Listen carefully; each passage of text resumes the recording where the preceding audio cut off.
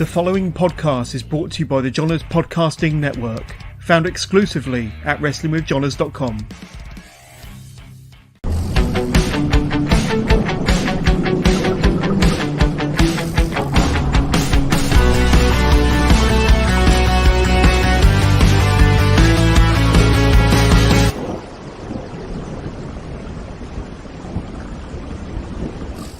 Hello and welcome to another live episode of Wrestling with Johners, our second live episode in the space of 48 hours.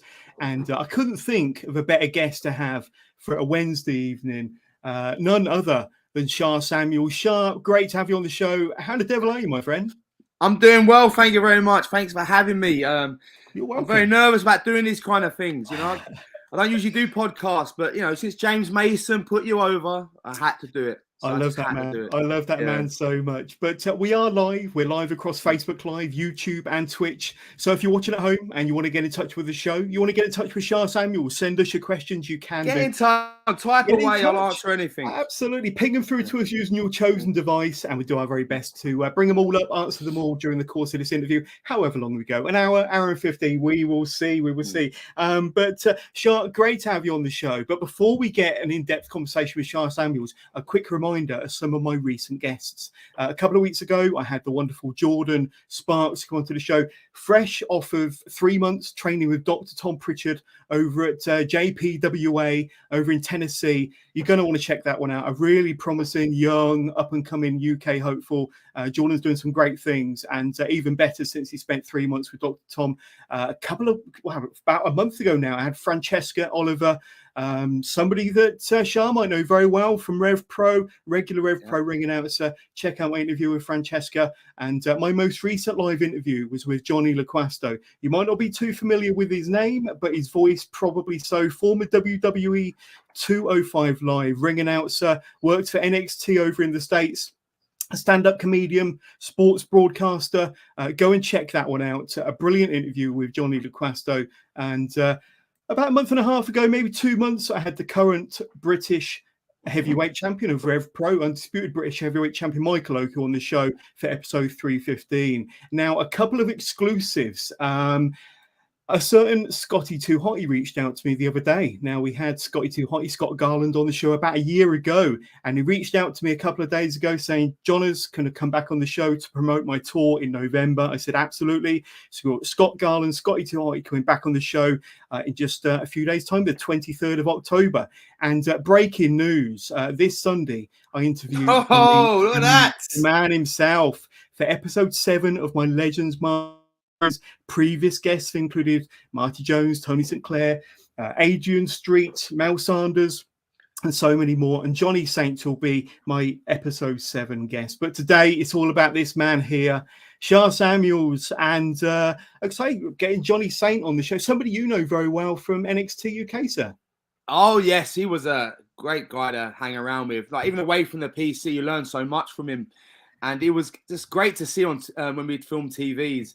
Like how he'd react to everything. And I was lucky enough to be part of his first kind of promo back. Did a backstage promo, and to be part of that was like goosebumps. It was so good, really good.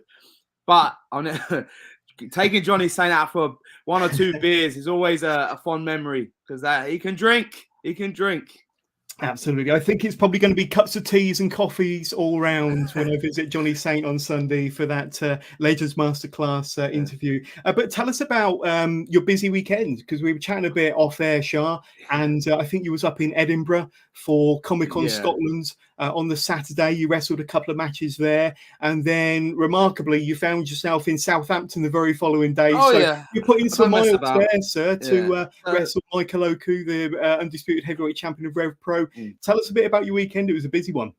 Yeah, so usually, right, I'm trying to do just 1 a week max, like max 1 a week, 1 every 2 weeks, trying to calm down, look after the body. You know, I'm not a spring chicken. Yeah. So I was lucky enough to do Comic-Con. I love going up to Scotland. I love ICW. So to be part of their show in Edinburgh and do a Comic-Con, got to do 2 shows there. But then my other home promotion, RevPro, main event against Michael Oku, couldn't turn that down. So it was fun. You know, I feel great. I didn't, surprise, I wasn't, I'm not in that much pain. So it might be something I consider doing more often, doing more than one show a week. But yeah, it Did felt you good. fly up there and fly back, Shah? Yeah, I'm flew guessing up you there, didn't. fly back. Yeah. Yeah, fly back. Tell us a bit about Sunday then, because RevPro, we're going to talk about your journey, your history, your love for RevPro. You've been there from day one. You were their very first heavyweight champion. And like I say, you've had a tremendous 2023. But like I say, Southampton Sunday, you had that man there, the undisputed heavyweight champion, Michael Oku, and here's just a few pictures. Well, that's actually from that is from Southampton, isn't it? That is from Southampton. Yeah, that is. Yeah, that's and today. Nice friendly handshake before the body slams happen. Of course, there's the butcher's hook. But there we go. We'll talk more about your moonsaults a bit later. It's a fun match. And I've got to say, Shah, a bit of a full circle moment for yourself, because you kind of kicked off RevPro, their first ever heavyweight champion. What we talking? Maybe 11, 12 11 years ago. It was 11 years ago. Yeah, 11 years ago. Yeah. Obviously, it branched off, and I was already champion. It was a company, and it branched off into two. I'm just lucky that Andy Corden had enough faith in me back then to be his champion, because of that, I managed to get all these other opportunities. You know, I wrestled so many great guys, had so many great moments, got to wrestle in York Hall countless times. Any big milestone he had, he put me on, and he put me in good matches. So I actually returned there this year.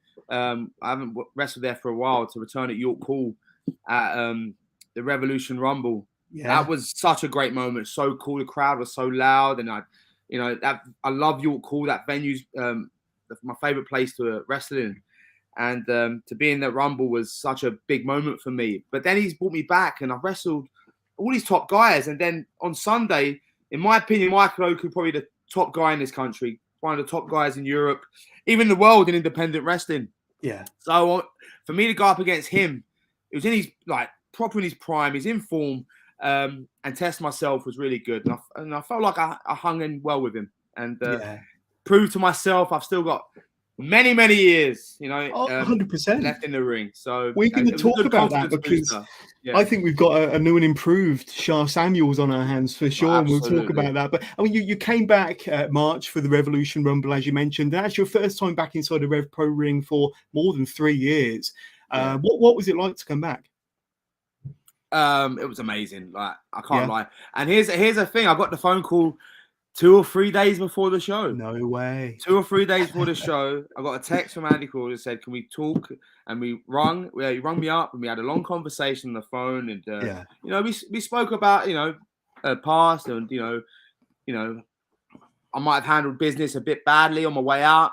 I hold my hands up. I'll be honest. I won't go into details. But and we had we kind of. I can't speak the word. My dictionary, I'm not good with the old English language. But we got on good terms again. Yeah. Got on good terms again. Yeah. That's what's important. And then I came back, saw him again, shook hands, and it was like just like I saw him yesterday. It was really good. I was number 30 in the Rumble, and it was just a special show. I bet you got a good pop, didn't you? Considering, especially with the original RevPro fans, I bet you got a big pop, and I bet you were elated with the reception you did get. Yeah, so this is the thing, right? So any wrestler will tell you this. Anytime they're a surprise, or I've been away for a long period of time, they always say, they're not going to react. They're not going to care. It's going to be tumbleweed. They're not going to remember me. No one's going to give a shit, right? So music, I'm stressing out. Performance anxiety is a real thing, right? So I'm stressing out. I'm at Gorilla going, they're not going to give a shit. What's the point? Let me take my boots off. And music plays. And he asked me, did I want SHA Life or my old heel RevPro music? And I said, give me the heel RevPro music, because that's what SHA Samuels was in RevPro. So the music plays. It's like a whatever and it played as soon as that beat happened. The crowd fucking popped. And I was like, this is amazing. This is the best. Came out relishing it, loving it. Getting chills and making the most of it, because you don't know when you get these opportunities again. Yeah. So getting to do York Hall, which is my favorite venue, I didn't know if I would ever do it again. So even if I've just had that one moment, I'm happy. I'm a happy man. So I was in there for about 90 seconds. It didn't matter. All it mattered was that I came back and the crowd gave me a great response. I'll never forget it. Back home, yeah, absolutely. So you came back in the March Revolution Rumble, covering off the first half of the year. You had matches against Ricky Knight Jr., Brendan White. You teamed with Levi Muir to go up against Greedy Souls. Then Luke Jacobs in the June, and then Trent Seven in the July. So I mean, before we talk about the Copperbox, that's a pretty good run of matches. Some good opponents there. Probably a few that you hadn't faced before. I mean, a lot of the guys I've never wrestled Luke Jacobs, and he's one of the top guys as well. Oh, yeah. In the UK, and he's amazing. I mean, seeing his match at the Copperbox was out of this world, like his match with Ishii. So getting to wrestle him for the first time was good. Surprise, me and Trent haven't had that many singles matches. So to again wrestle him at York Hall was really special. Same with Ricky Knight Jr., first time having a singles match. That guy's phenomenal, isn't he? He hits hard as well. The man, really good. So I was surprised, right, when he brought me back. I'm thinking, I'm going to come back, you know, I mean, the twilight of my years, as people say, because they see you've had one too many birthdays. And I'm assuming, right, I'll be match 2, match 3, helping the younger guys, you know, putting them over, helping people like improve. And then he's put me in main event straight away, Ricky Knight Jr. Then after that, I'm on with the tag champ, Brendan White, another top guy. And then Luke Jacobs, then Trent Seven. I'm like, I did not expect this. So that has been pretty surreal, the run I've been on since coming back. Yeah. Let me ask you, I think next year celebrates 20 years in the business, SHA, if I'm not mistaken. 20 years this year. 2021 next year, yeah. And like I say, we'll talk about your transformation and you being a kind of a brand new, souped up SHA Samuels. But how does it feel to have been in the business 20 years? Must that just cut out at the end? Sorry, mate. Oh, I'm just saying, how does it feel to have been in the wrestling business for 20 years, sir? I mean, it's kind of crazy, really. You know, 20 years is a long time, but to me, I still feel like I'm just in the door. Like I honestly feel like I'm just in the door and I'm just getting started. And that sounds cliched, but thankfully no serious injuries. All my joints are fine. My back is fine. My neck is fine. You know, I feel amazing. I feel so good. And when people say 20 years, they assume, he's on his way out, or I'm just getting started. Honestly, I feel like I'm a beginner. I'm just new. Like I'm new at this. I feel so fresh. So even for me to take a step back and be like, I've done this for 20 years, it's crazy because I'm only looking forward, really. I know it's good to have all their memories in the past, and I cherish them all, but I don't want to dwell on them too much because I've still got goals, I've still got aspirations, I've still got dreams, I still want to get to the very, very top. Yeah. So I still feel like I'm new, I'm still fresh. You know? Great attitude.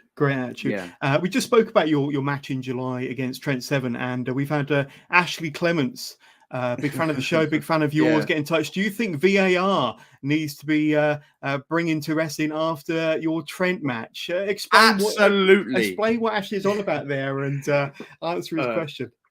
This is what I love about pro wrestling, right? So, yeah, it's predetermined. You know, people have an idea what we're doing, but when you can do stuff on the fly in the blink of an eye, right in the moment, right, and you can live in the moment when it's the best. So obviously he beat me with his feet on the ropes, right, and then I'm getting out and he runs out to the other side. I'm not aware. I shake his hand and he goes off to the other side. But as I'm walking out, a fan goes to me. His foot was on the rope. He cheated, and I thought I've got to sell this. I can't just walk off. So I'm like, his foot was on the rope. Then I'm touching the rope. Then the crowd were like going, yeah, he cheated. I'm like, he cheated? What? Tell me. Going up to him, what happened? And then I'm going to the ref. Please, ref, they're saying he cheated. I don't know. I didn't see it. Then this fan had the stream on. And because the stream is about 30, 40 seconds behind. You caught it. When he showed it to me, they showed him cheating. And I showed the ref. And the crowd, that was the biggest pop in the match. The crowd was VAR. And then it was a cool moment. I feel like you could take any, like this, and I was having a bit of fun there, but with regards to VAR, as anything in the real sporting world, we could take anything from that world and bring it into ours. whether it's yellow cards, red cards, it's all been tried. But I feel like a VAR could be a nice gimmick, a nice storytelling device, if you will. Maybe when the World Cup's on, maybe that'll be a good time to bring it in, is when the World Cup's on. But yeah. Oh, are you there, Shah? Yeah, sorry, mate. I'm sorry. That's all right. No worries. But no, you're absolutely spot on. You're absolutely spot on. But yeah. I thank you, Ashley, for your question. Keep sending them in. We've had tons of questions, and I will get to them. Let's talk about this then, Shah. The 11th anniversary show, RevPro at the Copperbox. Over 4,000 people, my friend. I don't know the exact attendance, but I know it was over 4,000.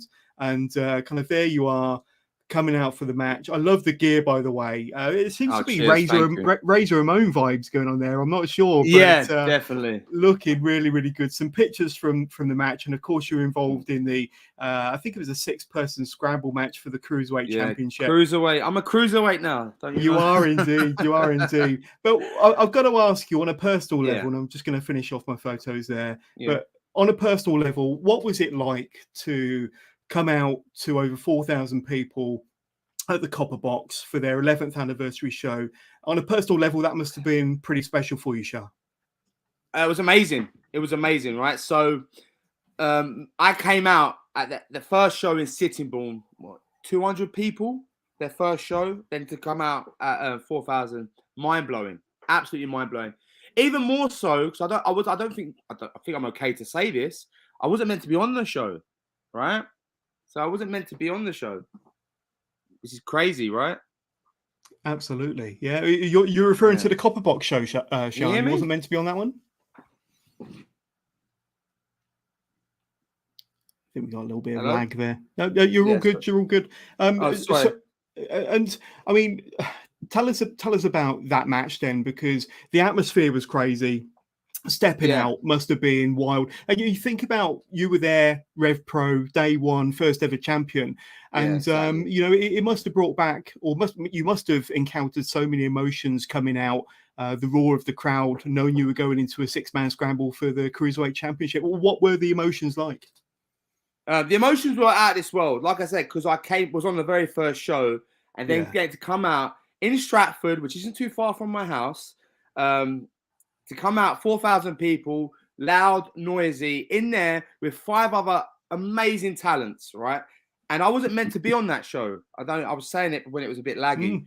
I wasn't meant to be on that show, right? I said to Andy, do you need me for the Copperbox? And he said, I think it's full.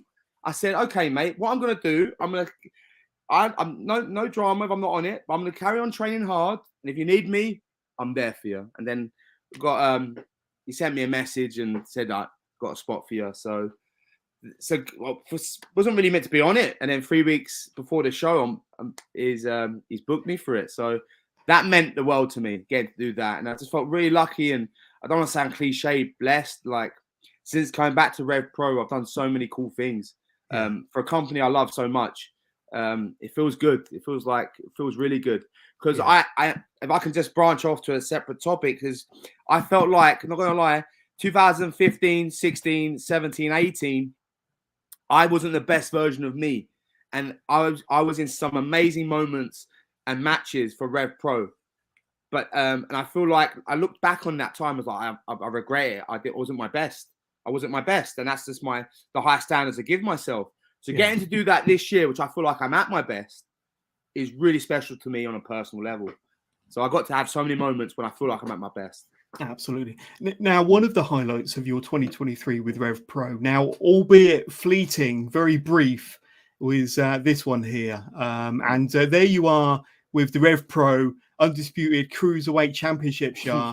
But it was very short-lived, wasn't it? I think there was, maybe some, underhanded tactics, somebody saying that you weren't quite within the weights to be a cruiserweight. But give us a bit of insight into that. I did ask you off air what that was all about, because I said, well, I can't remember you losing the championship, but there you are with a picture with the belt over your shoulder. So I know that you were the champion, but for anybody that does know, tell us what happened. All right. So I thought I won the Cruiserweight Championship, RevPro. I beat Connor Mills, 1, 2, 3, middle of the ring. We opened the show. I won the match, won the championship, celebrated it. Went backstage, took pictures with the belt, posted I won the belt. But then towards the end of the show, Connor Mills comes back out, gets in Andy Corden's face, gets in Gio Lombardo's face at commentary. This says, though, he felt heavy. We need to have a weigh-in. And I come out and I said, weigh-in? Let's do a weigh-in. I'm pretty sure I make weight, but I was a pound over. So because I was a pound over, the referees reversed the decision. I won the match, but not the championship, pretty much. Yeah. Then he attacked me with the scales. So hopefully it sets up a rematch pretty soon. Yeah. And I've got another picture to bring up here. I'm not sure whether that was the same show or maybe another show. That was a month afterwards. Like, he attacked me afterwards. So he's getting in my face. There's got to be some redemption there, surely, Shah. And I know that now that you've worked so hard, there's got to be some redemption there. But I want to talk about your transformation next, and kind of like the new souped up version of SHA Samuels that we have currently. But I got to throw a quick shout out to my local promotion, Immortal Wrestling, and they've got a show coming up November the 25th. So about a month and a half around the corner. And it's from the Southwick Village Hall. Some of the matches that have already been announced. We've got a 4-way championship match for the King of England Championship. Jack Selstrom versus current champion RKJ. Johnny Storm's going to be involved in the match, and Daddy Flynn Burden makes up that 4-way. That's going to be a tremendous match for the King of England Championship. Then if you like your big boys, we've got Dalton Garrett, the Nomad, going up against Tim Strange, the Outlaw. That's going to be a really big heavyweight encounter between those two. And then we got Champagne Charlie defending his fighting championship against Frankie T, and it's going to be career versus title, and there's going to be corner men involved as well. And if you look in the top left-hand corner, there's a certain Jonas there. He's going to be the corner man for Champagne Charlie. That's going to be a really fun match. The Immortal Wrestling women's title is going to be on the line as well. Nightshade will be defending his title against Violet Knight. And of course, one of the main events of the evening is going to be Impact's very own Dirty Dango, formerly Fandango in WWE, taking on Tate Mayfairs. So many more matches to be announced. That's Devil's Playground from Immortal Wrestling, November the 25th from the Southwick Village Hall. Scan the barcode on screen or click in the link in the description, or just search Immortal Wrestling on any socials. Get your tickets today, but the card is certainly shaping up. But I'm going to bring up some pictures now, Shah, and not to want to embarrass you, but we got to look at this transformation. And there you were on the left-hand side, maybe. I think we may have just lost Shah. Let's get him back. I think we're having some connection issues. This is live podcasting. But looks like Immortal Wrestling, a really good up-and-coming company from the Southwest. And I'm sure Shah will be joining us very, very soon. And we're blessed to have had Dirty Dango agreed to come over from the States on November the 25th. But when Shah does rejoin us, we will be talking about his amazing transformation and the physique, the weight loss there. Look at that from a few years ago on the left-hand side, and what he looks like on the right-hand side there. And another picture here. Like I say, Shah will admit himself that he wasn't at his best. But I think we may have Shah just coming back any second now. Let's just wait for... There we go. I think we've got our guest back online. How are we doing, Shah? Can you hear me, sir?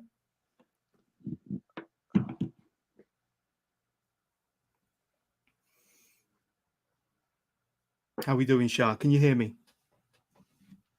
You all right, buddy? Yeah, sorry about that. No, that's fine. These things happen. This is a live... What's going... Is it me or is it...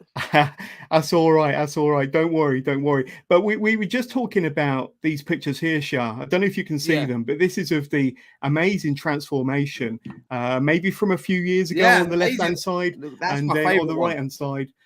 Tell us about that, because the work that's gone into your transformation has been incredible. Tell us what was the inspiration behind the weight loss and the physique change? Tell us about the initiative. The inspiration?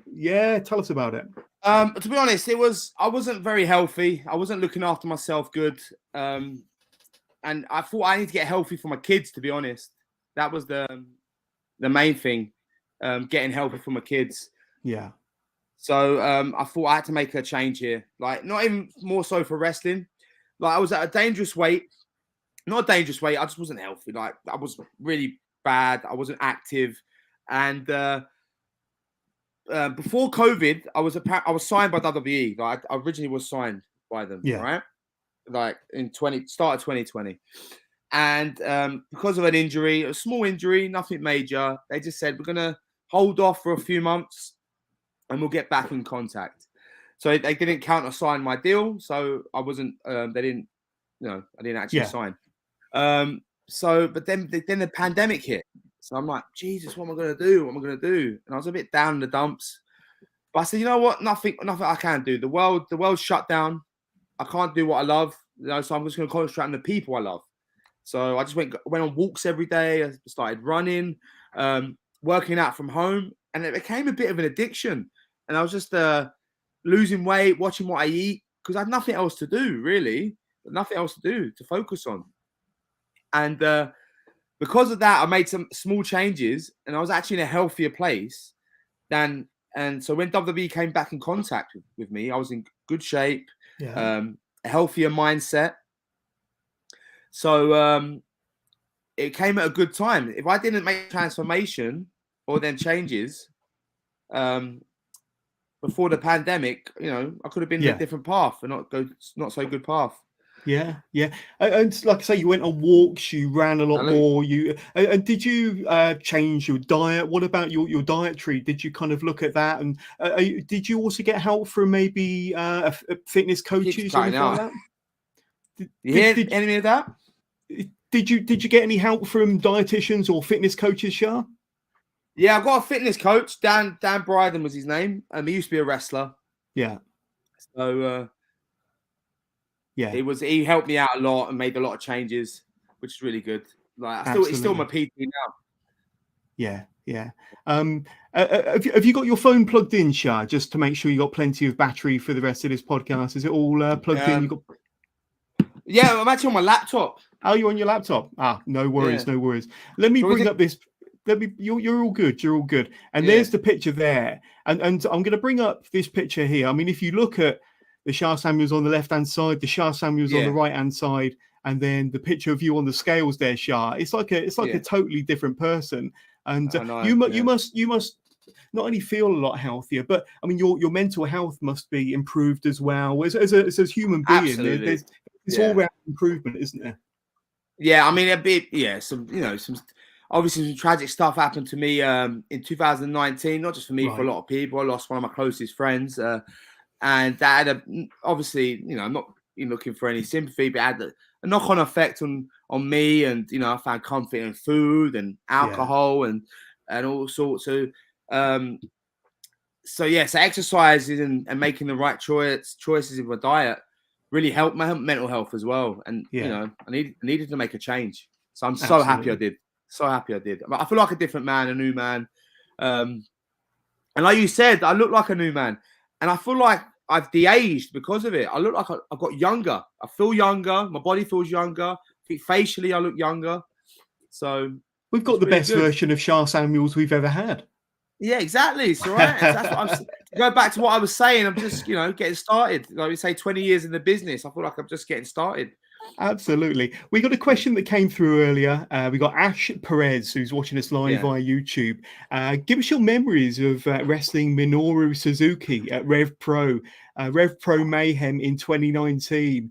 What are your memories of wrestling Suzuki all them years ago? Memories, so fond, right? I mean, I've never met him until that night.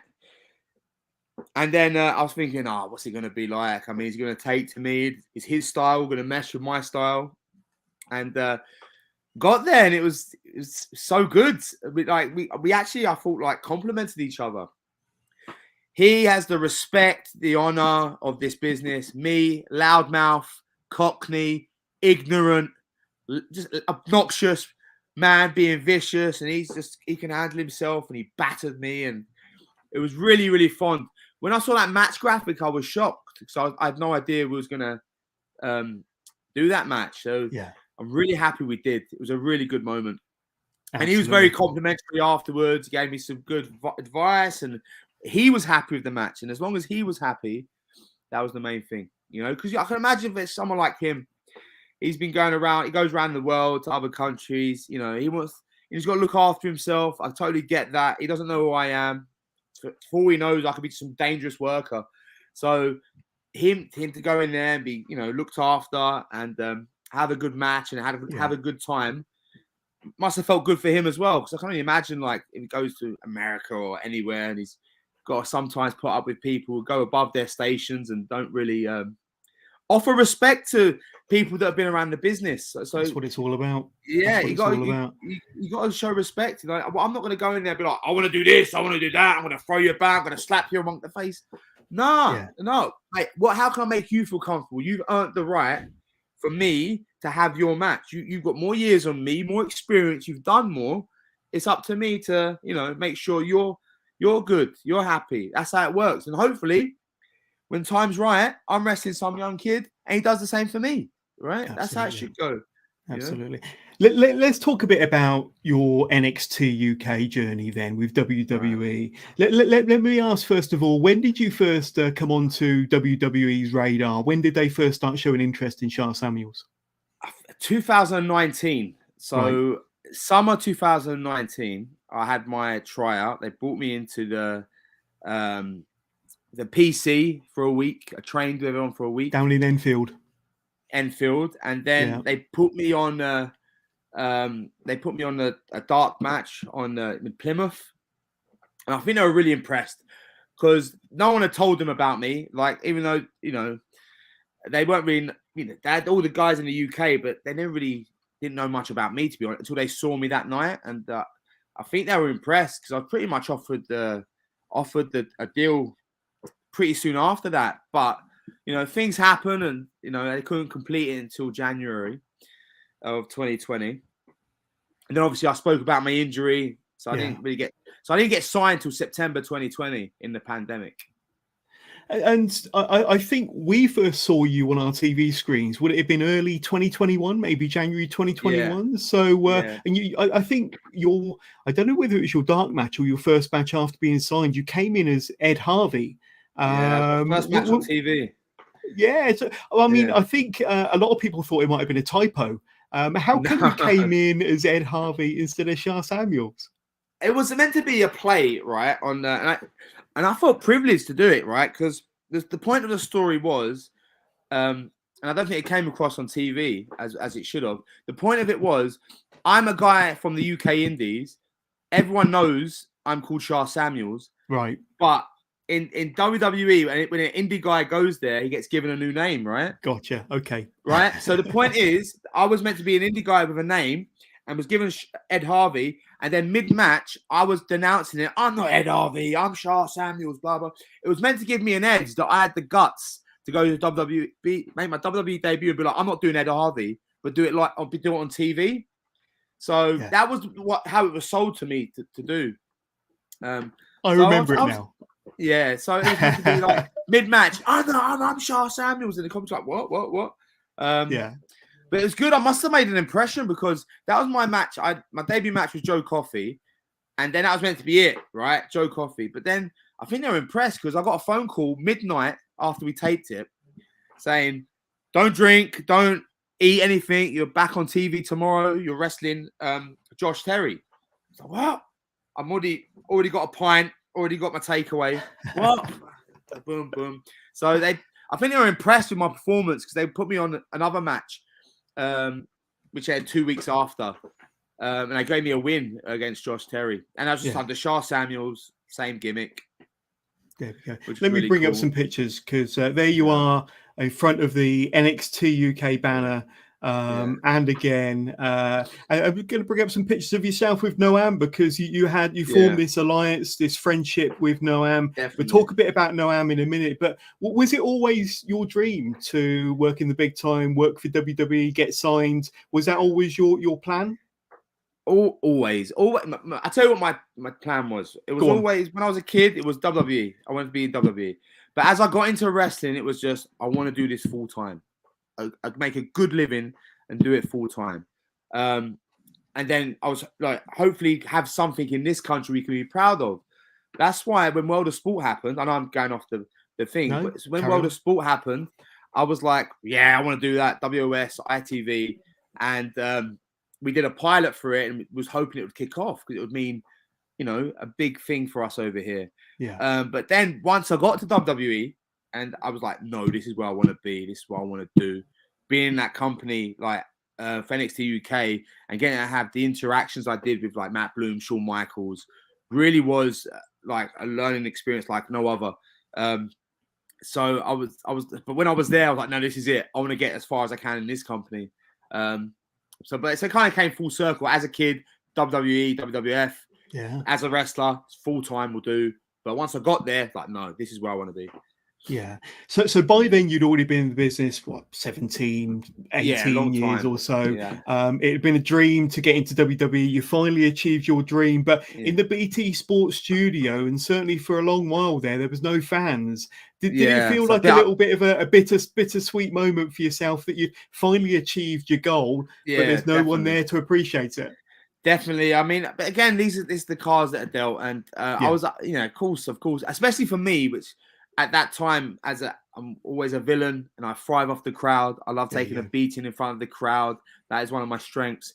So it was definitely like starting again, because I had to learn how to, you know, work just for the cameras and not rely so much on interaction with the crowd.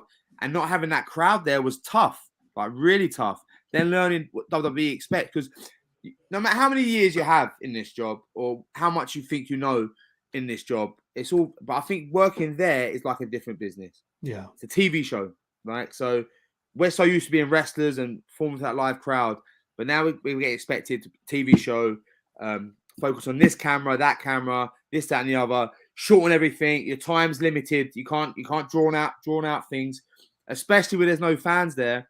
You can't stall. You can't take your time. You've got to just go straight to it. Yeah. Straight to the action. So it was a learning experience.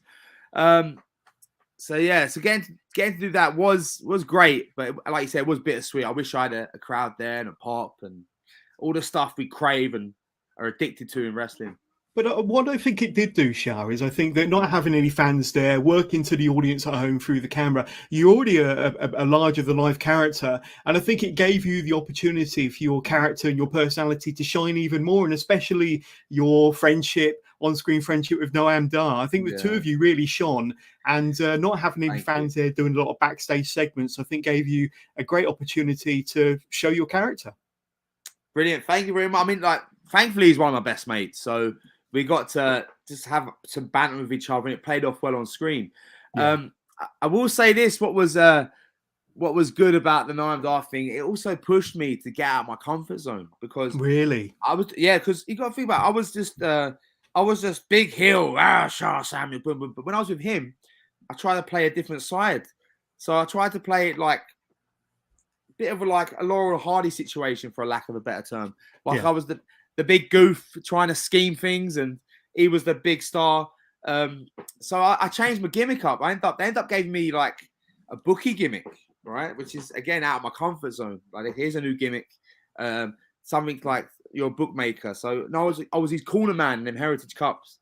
Then I started having a phone, placing bets, and then next thing you know, I've got a new gimmick, a new persona, and it was all new. But because I was in the WWE and learning from them, I felt I could get out of my comfort zone and try these things, you know? Yeah, absolutely. We had a question that came through, Shah, on that same subject from John Redondo, watching us live via YouTube. Shah, do you remember the vignettes that you did in NXT UK in 2022 after Noam lost the Heritage Cup with Noam Dar and Johnny Saints with the bets of the Heritage Cup? So you went from SHA Samuels, the East End Butcher, to the East End Bookie, and you lost all the bets. And I remember you lost the shirt off your back as well, my friend. But hilarious, absolutely hilarious skits. What are your memories of that? Because I remember seeing the skits of them all kind of lining up, ready to take your money, ready to hand in their slips, take the money off you, and the shirt off your back. A lot of fun. That was I could tell by the smile on my face. That question, I have such fond memories. Right, that was such a great time to do. That whole story of me placing all these bets and Noam losing the cup and me essentially going homeless. I mean, it wasn't meant to be like that, but I played it off so well that I was like the homeless wrestler. Yeah, the hobo, like hobo. And that was all done, like, again, and I think that's why they like were so fond of our partnership, because at the drop of a hat, we could change it. You need me to change, right? You want me to be a bookie? I'll be a bookie. I was the best bookie I could be. And I thought like not many people could make that adjustment to go from that a gimmick they're so used to playing to be like, right, now I'm a bookie. Then at a drop of the hat, be like, now you're poor. Now you be a hobo. Like, right, got it. I know what to do. I'm so familiar with my character and how it works. I know that sounds like such an artsy-fartsy thing to say, oh, my character, but I know who SHA Samuels is. 100%. So you want SHA Samuels to be a bookie, you want him to be homeless, you want him to be a mechanic, you want him to be the landlord at the Queen Vic. I could do it because I know what that make it work. Yeah, you can make it work. So I know who SHA Samuels is. So that was a strength of mine. And I'm like, the vignettes are losing the money, but nothing compares to me playing the hobo. Like, I only had 2 matches as the hobo. One aired and one didn't. And that the entrance was the fun bit, because I don't know if you've ever seen The Simpsons, where there's that boxer, the boxing episode where Homer's a boxer. Yeah. And then there's the guy, the hobo, with the thing on his shoulder, all these possessions. Right. And he does box, he loses the boxing, picks up his possessions. I was like, I'm doing that. So I found this stick. At BT Studio. I turned a Waitrose bag inside out. I put loads of just crap in the bag. It's not even a stick, it's a duster. Look at it, it's a duster. Brilliant. Found a duster. And I'm just walking. I made this entrance begging for money. And they said exactly like that on TV. Exactly like that on TV. So it's a shame it ended soon after that. So I think I could have been the pro wrestling hobo. It was comedy gold. It really was. It could have grew. Like, I really sad I didn't get to fill its full potential and only had a short run with it. But the other segments that I loved of yours, and I think you'll agree, is the segments you did with Nina Samuels and the Nina Samuels show. There you are. And I think there was, maybe a conversation to be had as to whether you were related or not. No, not related. I had Nina Samuels on the show a couple of months back for episode 300, and she did bring up this same topic, and she was a bit concerned that one of you would have to lose your surname, but thankfully that didn't happen. Right. But like I say, yourself and Noam and Nina on the Nina Samuels show, they were some fun segments. Go back to that about losing the surname. I thought I was going to come in and not be SHA Samuels. Of course. I obviously, like, I thought, like, naturally she's there before me. Like, it doesn't matter who I am. Like, she's there. She had TV time. She's got equity in her name. So I was coming up with new names. Like, I remember I was in the car with me, Noam, and Joe Mark Coffey, and I think Kenny Williams. Like, what we're going to call myself? Like, I was thinking, so my name's, I was thinking like Samuel or something, like Samuel Franks, Samuel Terry, like all these names I was coming up with just in case they told me to change my name because we got Nina Samuels. But thankfully it was just they kept SHA Samuels. Absolutely, and I love those segments as well. And some of your opponents as well. Let's talk about that, because you had matches with Nathan Fraser, if I can get my words out, Mark Coffey, Flash Morgan Webster, Wolfgang, Sam Gradwell, Levi Muir, A-Kid. And I think you had a match against Andre Chase as well from Chase U. And that might have been one of your last matches under the NXT UK banner. It was the last match. Yeah, the last match. What are some of your memories of some of them opponents and some of the matches you had there? The Flash Morgan one sticks out because of the build up to it, right? You got to remember, I was off TV for 3 months. Right. Because not of any fault of my own, it's no one's fault, but just the world we live in. I was meant to wrestle I think Ashton Smith, but he caught COVID. So they took that match off TV. So I'm like, okay, I'm off TV. I'll just carry on getting in shape. Then it was meant to be me and Flash. So you got to remember, 4 weeks, 6 weeks in between each TVs. So I've had 4 to 6 weeks off training for this match of Ashton. Never happened. Okay. 4 to 6 weeks off again to have the match with Flash. But he felt a bit poorly on the day. So I'm in position, ready to go in my ring gear. They said, we've got to cancel the match. Sorry. So I didn't get to wrestle again. So then we did the match again another 6 weeks later. So you look about 3 months I wasn't on TV. Yeah. So at this point, me and Flash, I'm amped up. I'm ready. They haven't seen me. I've got abs at this point. They haven't seen me in such a long time. So they were blown away with how I looked. They're like, Jesus, we haven't seen this guy in 3 months. He's changed like his whole look. So I think that I had that match with Flash, and I feel like this guy works hard when he's away from here. So I think it did me a lot of favors. So the match with Flash was really important. Absolutely. I'm going to bring up some more pictures here. Yeah. There you are. You can see the abs as well, SHA. Looking great. Fake turn and lighting, studio lighting. Your match against Wolfgang, and of course your Heritage Cup match against A Kid. I love this match. And we did have a question about your match with A Kid. Let me just bring it up if I can. Let me just, apologies for the delay here. I've had so many questions come through. Now we've got wrestling history with Alex watching us live via YouTube. Question for SHA Samuels. Memories of your Heritage Cup rules match versus A Kid at NXT UK in 2021, and your no DQ match versus Dan McGee at RevPro from the cockpit. So first of all, A Kid, you said you loved that match. A Kid, that match was like, again, very special. I never done a rounds match before. Really? And it was and this match was filmed not long after Christmas. So, like, again, everything's shut down. Gyms are shut down. There's no shows. So there's no way to get in shape for this. Like, and I think when we filmed the match with A Kid, there was like a second lockdown or something. So they didn't even give us a 2-week training camp to get in shape. It was like Christmas had happened. You got 2 days, then it's this match. Like, what? So I felt like I was going to shit the bed, but I didn't. It was actually really good, and they were really happy with it.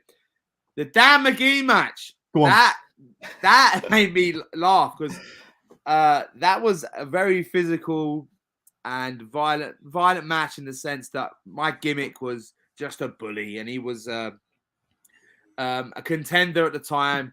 And I just remember saying, I have to batter you, mate. And then when you make your comeback, it's going to mean so much more. And that's what we did. And it was we had a good hug after the match. It meant a lot to him, that match. And it meant a lot to me.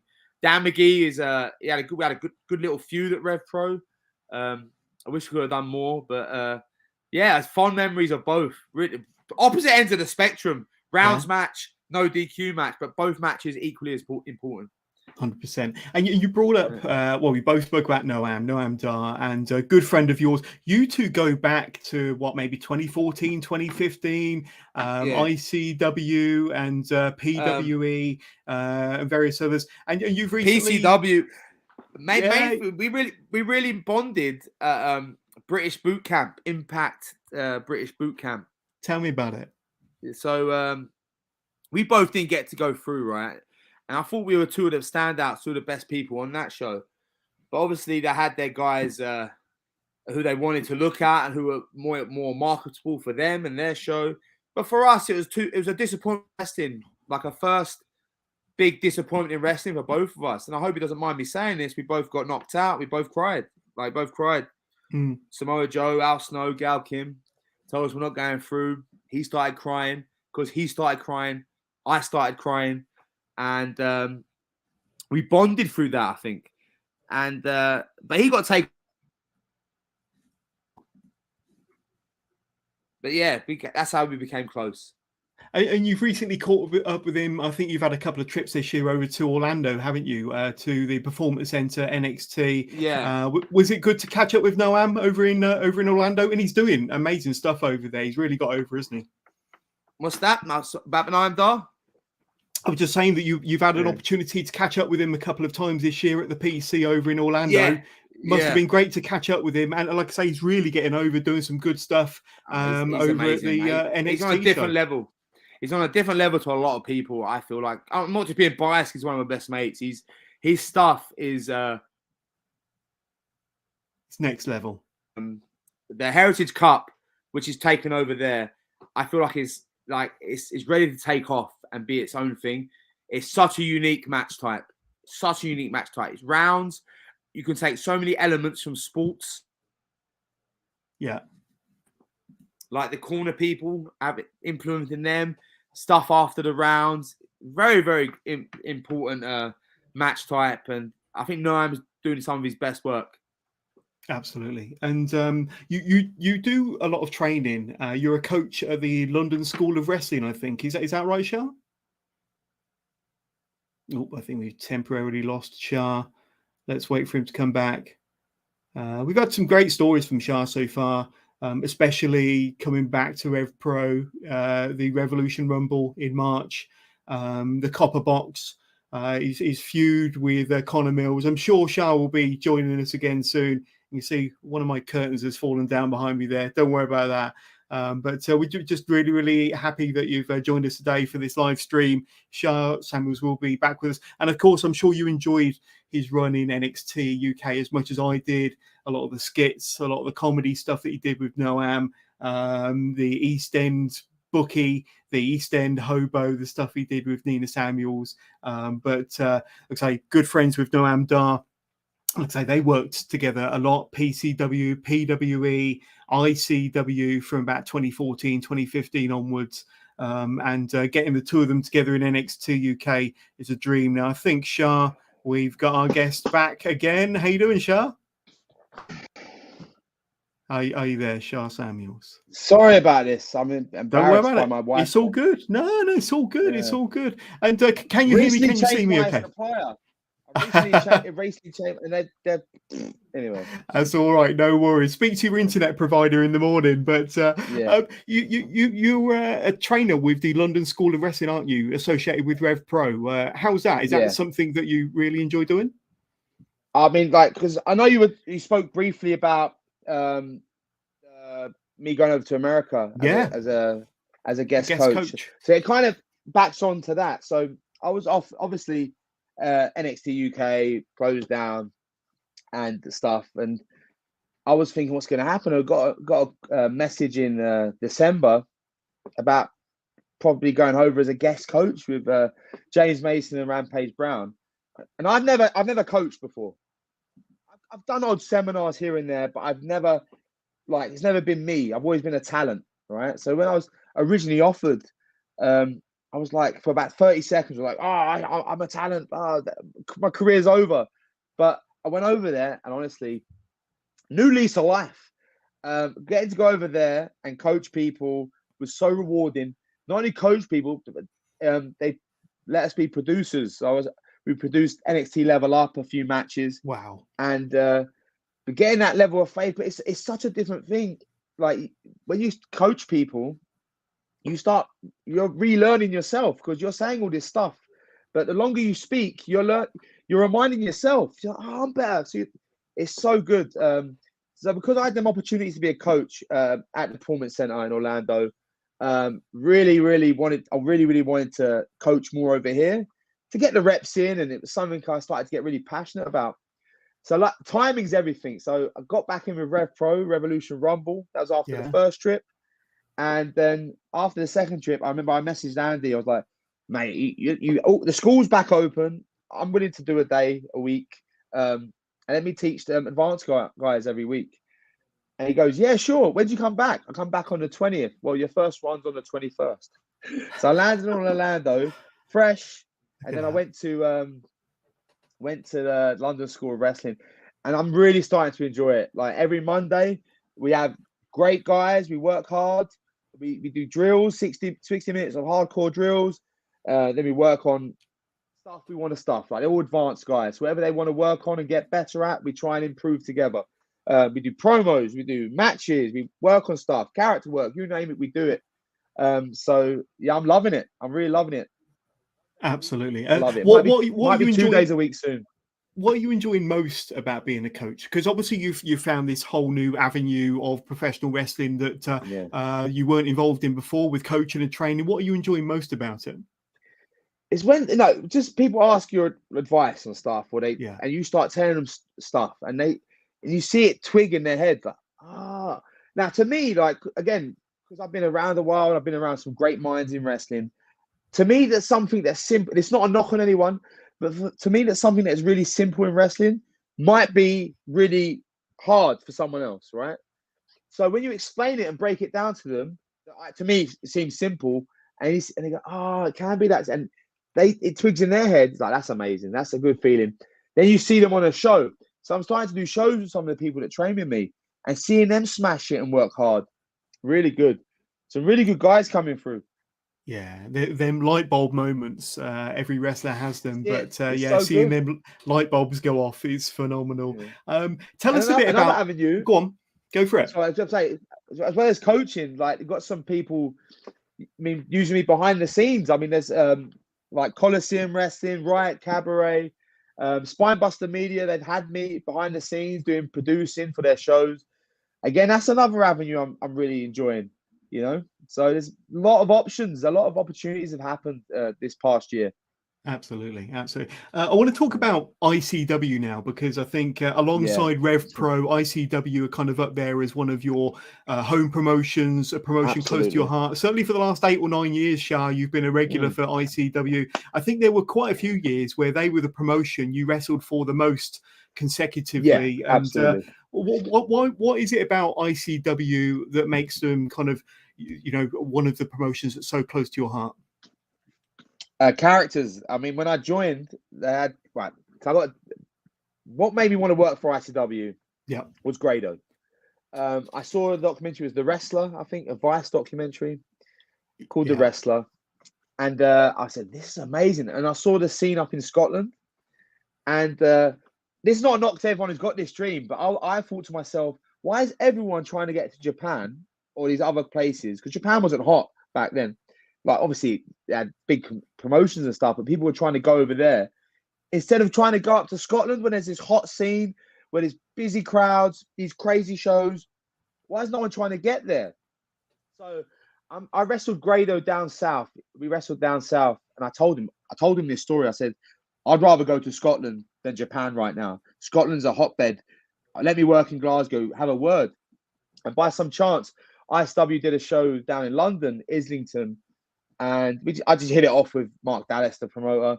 Yeah. And he brought me up for Glasgow. And because it was the same time as the independence referendum, me from London, big, loud Cockney, very, very, very Scottish, passionate Scottish crowd, gelled. And I was the biggest heel. And then I worked Grado in the Barrowlands, 100 people. They played the Flower of Scotland. But before he made his entrance, and there's me. This is amazing. Boom, having this match. And because I had that connection with the crowd as a really big villain, they booked me all the time because it was guaranteed to, you know, people want to see me get beaten up. But then that transition to me being so good at getting beaten up, they wanted to cheer me. So I turned face. I became one of their biggest faces as well. So I had a great journey and a great connection with the fans and the people, the culture up there. I love it. I love Glasgow. I really do. Absolutely. And you worked, I think, a few of their Hydro shows, didn't you? I think 2016, 2017, 2018. 2016 was the big one, though, wasn't it? Because I think you were involved in an 8-man tag. Odd people. Oh, yeah. You teamed with Grado on your team. I think you were against Drew McIntyre on the other side. But, I mean, that was phenomenal. And they were doing some really special things around that time, weren't they? Yeah. Yeah, I mean, because the year before, the smaller arena, SEC, was 4,000 people, Grado versus Drew, right? They sold out well in advance, 4,000 tickets. In hindsight, we wish we changed from that venue into the Hydro, because we reckon we could have done 8, 9, maybe 10,000 people with Grado versus Drew as the main event. Yeah. That was such a hot story. Grado was so famous in Scotland, and so was Drew. Like, them two together could have, you know, made a lot more money. But then the year after the Hydro, 7,500 people, big 8-man tag, special moment. The match didn't matter. It was the achievement. The achievement was so big. And there were so many achievements that year, because after the Hydro, you had WOS pilot. Then after that, you had the WWE UK tournament. Then after that, Progress at Wembley. All these big things were happening. It was like knock-on effects. Yeah. So it was really good. Absolutely. And I think ICW, I mean, they did so many great things during the height of BritRes 2014, 15, Yeah. 16, 17, but quite often get overlooked for, you know, for being part of that success when people look at Progress and maybe RevPro. But Yeah. ICW, I think they were getting a lot of the, you know, a lot of the big attendance, a lot of the big imports, a lot of the big international names, weren't they? And it was such a fun time. And like you say, you know, Scotland was definitely a hotbed back then. Oh, it was. And it just timing. You know, when people say you hear wrestlers saying these documentaries, timing is everything. And you're like, yeah, what's he on about? It really is, because the timing of everything for ICW was spot on. Yeah, Grado, the big celebrity, caught everyone's heart. Drew just got released with WWE and was there at the same time. Then while all that's happened, all these guys that were so good at their job and that such great characters, and it all at the same time. Big Damo, you had Kaylee Ray, Nikki Cross, Viper, you had Joe Mark Coffey, me, Noam Dar, Joe Hendry, all at the same time. And a lot of these people work in the biggest companies in the world. Absolutely. So timing is everything. All that talent at one time, it was going to be magic. I want to talk to you briefly about tag team wrestling now, because I think you've had just as much success as a tag team wrestler as you have as a single wrestler, and you've won tag team gold with ICW, OTT, RevPro, even WXW over in Germany, and probably others that I haven't mentioned. But what is it in particular about tag team wrestling and tag matches that you're really passionate about, that really does it for you, SHA? So when I first started, right, this all goes back to when I first started all them years ago. It was hard to break out, you know. First of all, I was told to do an Arab gimmick, an Arabian gimmick, be like a sheik. And it was something I wasn't really wanting to do. I was told to do it because of my ethnicity and all that kind of stuff. Right. So I didn't really want to do. But there was another guy I was with called Terry Fraser. I said, the only way we're going to branch out and make it is we team up together, because no one wants to be a tag team. I said, I love tag team wrestling. As a kid, I love tag team. I love the Heart Foundation, British Bulldogs, Beverly Brothers, Legion of Doom, all of that. I loved the tag team title match. Meant so much to me as a kid, watching them tag team matches. For some reason, I had a connection with it. So when I said, let's be a tag team, we got loads of bookings. And because we were doing bookings as a tag, we were learning as well. We were learning so much about tag team wrestling. And then since then, that was kind of like an education for me. So everyone knew that I came in as a tag wrestler. And they 9 times out of 10 put me with a guy for their promotion, and it would work because I love tag. Because I was passionate about tag team wrestling, it would always find a way of making it work. So I've had most of my success has been tag team wrestling, and it's only because I was passionate about it as a kid. Oh, 100%. And I've got to agree with you. I've said this many times on this show, SHA, that I think tag team matches are probably the best gimmick match ever. And you always get you always get the excitement, you always get the fans on the edge of their seats and the hot tag. I just think it does it every time for me. It really, really does. We're going to finish with listener questions. Now let's just see what's dropped through. Let's have a look because we've had so many. Here we go. We got Carlos Gill watching us live via YouTube. Memories of your 4-way tables, ladders and chairs match IPW UK first anniversary show in 2005. So going back a fair bit here between Ash and Chris Linnell versus yourself and Terry Fraser versus Ashley Reed and Tony Sefton versus the Balaton. So that's a big 4-way great backstory to this. Tell us about it. So everyone in that match, we all came up at the same time. Apart from Ash, he had a few years on us, so we all looked up to him. But we was all trained at Dropkicks Wrestling Academy. That everyone there, so we all knew each other. And then a couple of years in, 2 years in, and then we're told we're doing a 4-way match, but it's TLC main event of IPW. Now you got to remember at this time, I think FWA had folded or was close to folding. Yeah. So there was nothing really in the UK scene that had that, attention, or, there was loads of shows, but nothing was in regards to modern wrestling, if you get what I'm trying to say, that internet crowd. This was it. So 2 years in, doing this 4-way, I just remember being so nervous and didn't have a clue what to do, and just assumed we had to take stupid risks and batter each other because that's the only way people are going to be like, yeah, TLC. So I remember taking some silly bumps, taking some silly chair shots, and just lunacy and being nervous. But thankfully, I'm in there with everyone else. I trained with a new world, so I trusted everyone in there. Good. But it was fun. I remember the crowd loved it on the night. Some great memories. And thank you, Carlos, for sending in your question. Keep sending them through. We've had Matthew Rodriguez reach out to us watching via YouTube. Thank you, Matthew. Question: memories of your street fight at WXW versus Doug Williams and Martin Stone at Fan Appreciation Night in 2009, and also your I Quit match versus Martin Stone at WXW's 9th anniversary show that same year. What are your memories of WXW and some of their matches? So again, me and Terry Fraser, like I said, we were a tag team and we tagged everywhere. The tag match with Doug Williams and Martin Stone was surreal, because I think that was one of the first times I wrestled Doug Williams, and in no way did I think I'm wrestling Doug Williams, but in a street fight. I'm talking jeans, vest, blood. We're fighting in the street, slams on cars. Like, if I'm going to wrestle Doug Williams, it's going to be lock up, headlock, tackle, push. Just a good old-fashioned wrestling match. So that was surreal. I mean, I can't remember like the big bits and pieces, but I just remember being surreal that I'm in a match, in a street fight with Doug Williams. Like, arguably one of the greatest British wrestlers the last 30 years or whatever. And I'm in a street fight with him. The match with Martin Stone, right, is the I Quit match.